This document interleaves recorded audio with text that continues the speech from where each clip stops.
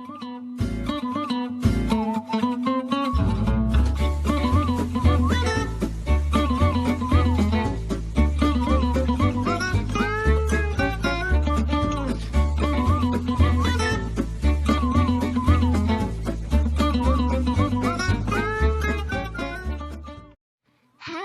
apa kabar? Kali ini kelompok Atap Rumah akan membahas tokoh dunia Bill Gates.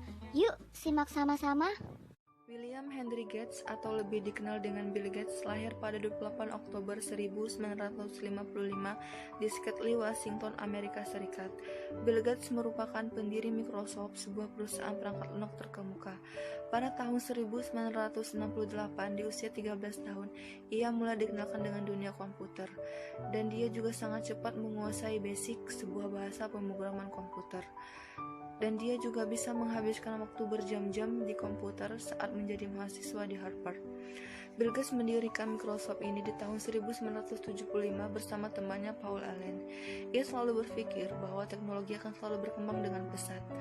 Microsoft merupakan sebuah versi dari bahasa pemrograman BASIC dan juga Atlas 8800 yang disebut sebagai komputer pribadi yang pertama di dunia. Pada tahun 1990, ia sukses meriliskan sistem operasi. Selanjutnya akan dijelaskan oleh Vivi Andri.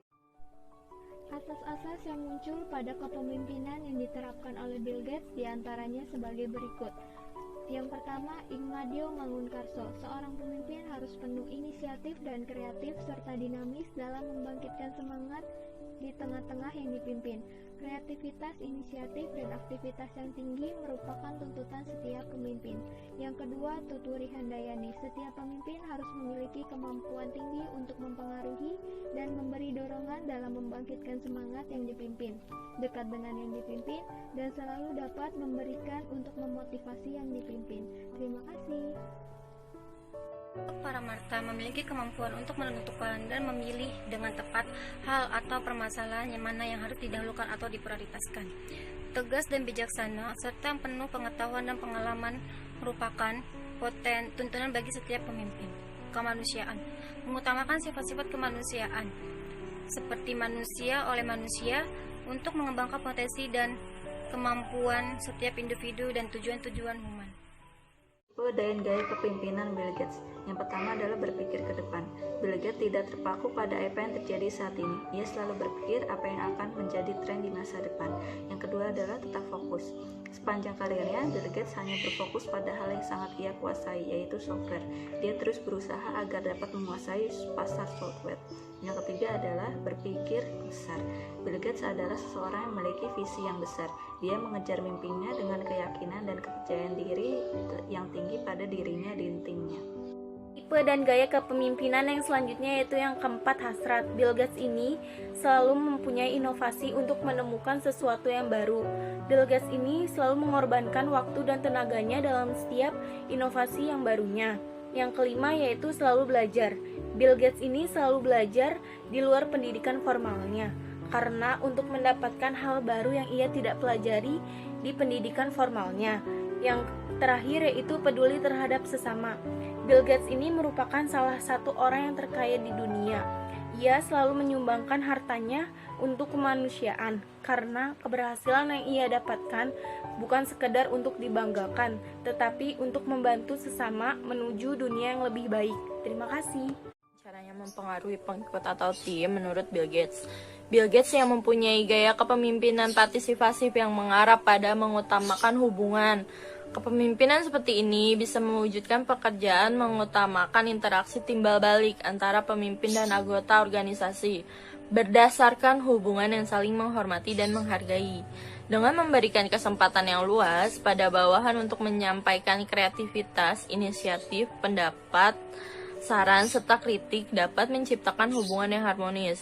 Hubungan yang harmonis ini dapat membuat pemimpin dengan leluasa menggerakkan anggotanya untuk dapat meningkatkan kerja anggota dan dapat pula mempengaruhi kemajuan organisasi. Hal ini dipengaruhi juga hubungan timbal balik antara anggota berkemampuan tinggi dapat membantu mengatasi kelemahan dan kekurangan anggota lainnya agar kemampuan kerjanya meningkat. Kata-kata mutiara dari Bill Gates. Passion is a key element of success. Selanjutnya ada, don't compare yourself with anyone in this world. If you do so, you are insulting yourself. Yang pertama, passion is a key element of success, yang artinya kesabaran adalah salah satu kunci kesuksesan. Sebab kesuksesan tidak datang dalam sehari, melainkan dari berbagai tantangan. Yang kedua ada, don't compare yourself with anyone in this world. If you do so, you are insulting yourself. Yaitu, jangan kamu membandingkan diri kamu dengan siapapun di dunia ini. Jika kamu melakukannya, itu sama saja kamu menghina diri kamu sendiri. Terima kasih.